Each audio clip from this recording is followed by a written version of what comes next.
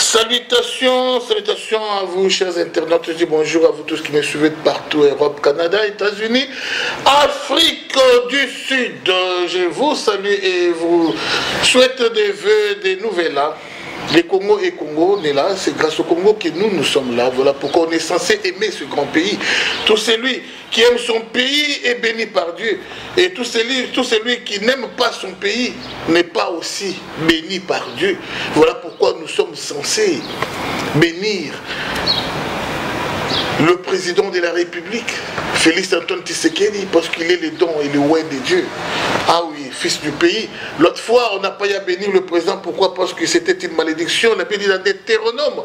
Le pays ne peut pas être dirigé par un étranger. Oui, il fut un étranger. C'était la manifestation de la colère de Dieu suite à beaucoup de choses que Mobutu a eu à faire, suite à beaucoup de choses que nos vieux politiciens ont eu à faire. Ce n'est pas le sujet de notre émission aujourd'hui. Quand aujourd'hui je verrai parler d'un certain Kalombo Mitterrand. Qui est Kalombo Mitterrand? Kalombo Mitterrand, c'est un jeune artiste. Oyo Asali statut moko ya kitoko makasi pona mokonzi Félix Antoine Tshisekedi. Somoni Kekouana, Somoni statut en œuvre. Tu vas vraiment acclamer et tu diras oui, les Congolais ont des talents, franchement. Mais qu'est-ce qui se passe, Justin? Statut,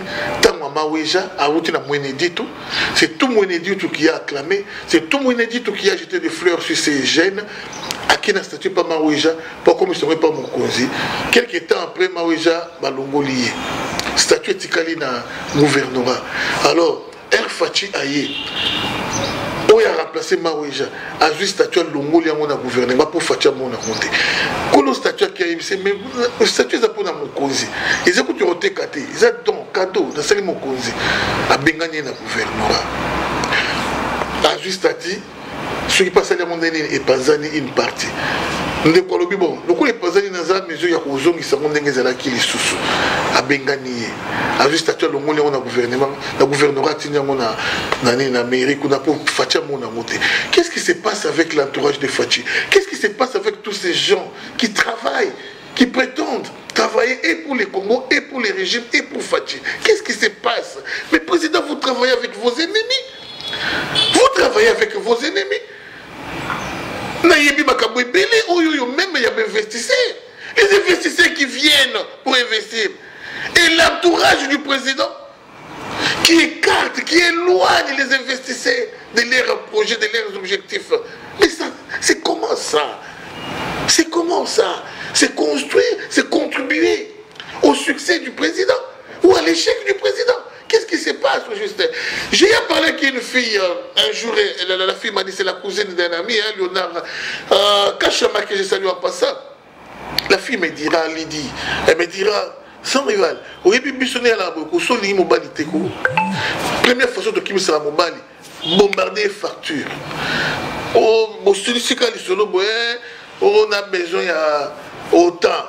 Autant il y a une forme à mobile, et le 100 $, et comme on en a été, on m'a mis 500 $. On a un problème au sérieux, c'est 500 $. Pour Akima Libela. Donc, Baïsingeli Moussou et Zalakapona, Olingi Mobalité. Donc, c'est un peu ça. Voilà les conseillers, voilà l'entourage, la ceinture du chef, ce qu'ils font dans les coulisses. Les investisseurs arrivent, ils vous collent, c'est mon mambo, les investisseurs abaillés. Abaye Mokwaki. Mais ça fait mal tout ça, ça fait mal, bande Konangaï. Le Congolais est devenu trop cupide jusqu'au point où on a Sataï Mokazokaba. Posez-vous des questions. Qui est ce Congolais politicien qu'on a arrêté à cause de 500 000 $ volés? Qui est ce politicien arrêté à cause de 2 millions de dollars volés? Izraka Likolo. 40 millions, 200 millions, 100 millions. Mais le Congolais est devenu vraiment cupide d'un niveau où il y a. Bande Konanga, le Congolais, il battre là.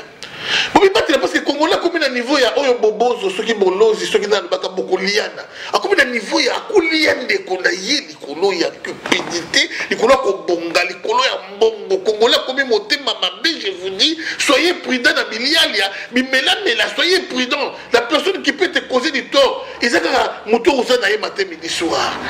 Congolais, comme un moté, mamabé, ma casse, je vous dis. Ceux qui m'ont brûlé, ils ont bongaté, les colo, il y a. Babasta na bango ba collègue na bango ba ami na bango ba ndeko na bango mitime eza malamu te ya succès moninga mitime eza malamu te ya mboka ebonga po moto atala soki mboka ebongi bango mpe bakobonga omona moto alingi azala ye moko nde abonga ye moko abonga po bato abetelaki maboko mopao eteli ye moko nde abonga. Ça fait mal. Nzela ya mbudi ti okende na sortie ya Kinshasa pour na Kasamulu pour na Bakongo mabe bana mbudi baleli babisa rival beta mulolo mbongo ebimaki mais travail esalamite mbongo ebimaki ya mosala esalamite oyebiki oyo bino boyeba oyo travaux ti lengelo oyo tele botelo ya mokie eza na ebele ya mbongo ebima misala esalamaka kaka te misala esalemaka te. Alors posez-vous vraiment des questions. Posez-vous vraiment des questions. Il s'agit de quoi? Qu'est-ce qui se passe? Dans beaucoup au Congo, on sort de l'argent, mais en retour, rien. Parce que tu te vois seul contre tous. Mais pas toi, ça koyiba. Vous avez la boye, mais ils ont simbaté. Vous avez la boye pour la francophonie. Vous avez la boye. Mais finalement, papa mon cause. Qu'est-ce qu'il y a au juste? Dans le Congo, il y a quoi? Ça fait mal. Alors, beaucoup de biso bandeko na ngai ezosenga ebele. Natango to komi. Il faut que discipline moya makasi. Même si on a une dictature à Mobutu, et bon on dirait Simba, il faut que une dictature à Bokassa. Il y a Bokassa. On est peut-être qu'on est Simba. Mais tu veux une dictature à Bokassa, on a lié à la oui, l'équipe même na Mobutu, les Congo na biso Simba. To komi musika na mabe. To musika na mabe, le kouta biso, jalousie biso, mabe nyoso biso ça va pas. Mais voilà, j'aimerais aussi parler de qui? De Karine condamnée à perpétuité, Karine à cause de Liwaya Roxy Mokendi. Mais je vais un peu nager contre courant, vous savez, tout le monde applaudit, tout le monde est content de voir Karine condamnée, c'est bien bon, mais les ennemis n'ont rien dit. Ceux qui criaient matin, midi, soir, il n'y a pas de justice. Ceux qui criaient matin, midi, soir, mais il n'y a pas d'état de droit. Ceux qui criaient matin, midi, soir, Roxy, Timanga, Roxy. Aujourd'hui, Satan c'est quoi? Lélo, Babé quoi? Alors, on a vraiment tout mes cas. Combien de temps quand ça tient?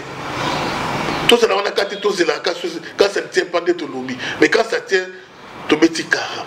Mais moi, je nage à contre-courant comment? Karine Azali lâche. Il y a policiers. 1000 fois dans l'esprit, 1000 à air, beaucoup. Nous connaissons tous que Karine Ndengazawana n'avait pas de problème privé avec Roxy Chimanga. N'a pire esprit. Roxy a la Karine Nini, Karine a la Roxy Nini. Il n'y avait pas de problème privé. Il n'y a qu'un problème politique. Ndengue Roxy a dit qu'on combattre le régime à Mamé pour là, il y a des criminels, il y a des Rwandais. Ndengue Moko, problème naïe, et même dans l'Ivoire Kouana. Karine a fait qu'exécuter des ordres. Ordre, on est Woutaki Wapi. Il y a des cas ordre de Woutaki. Mais comment Karine peut accepter Akende Kokoufa l'Ivoire Mandrandel? Comment Karine a quoi accepter? Bapandre yé. Comment Karine a quoi accepter? Asili sa vie na yé na prison. Mais Aïbi na koloba vérité te ya moto oyo atinda qui est Aboma Roxy. Mais qui est ce Congolais là vraiment? Qui est cette Congolaise là lâche jusqu'à la mort? Mais c'est quoi? Mais ce Congolais c'est quoi? Tout le monde a kabaya qui me tombe vrai yumako. On va voir ngoto bobo. Kébéré. Donc vrai maître de biso ba Congolais. Comment un étranger kouya atindi yo? Obomandeko na yo Congolais, obomindeko no Congolais, bakangi yo loba vérité, ouvre batabaka. Ti bazo memo na liwa, loba vérité, ozo banga un étranger qui n'est plus au pouvoir, ozo banga un étranger, oazali nyoka bakata motu, ozo banga un étranger, mais je ne comprends rien les Congolais. Je comprends de ba Congolais. Vraiment, ils ont nini, biso ma congolais, tout ma vrai yuma du monde. Mila les sous mila. Ah. La PC merci pe maton de belé dans déco oyo milambwe on doit kamboya il y a assassinat Tchebeya, il a dit la vérité. On a besoin des gens pareils qui disent la vérité. Ah, vraiment, Karine, tu as déçu, hein? C'est notre soeur, notre propre soeur, qui est en train de croupir maintenant en prison. Ça fait mal. Mais, Moutou Oyo, commanditaire Oyo, qui a voulu la tête de Roxy Chimanga, se promène librement, Atalaba Lyonae, Atalaba Ngandonae, Aza fier, Mapeka Kaboé. Vous comprenez? Et elle n'est pas la seule à accepter la prison. Le coup de la mandrandelle, à Mélaga Poison, à Yébisika Poison, Mobali à Zoba, des pays européens à Sali.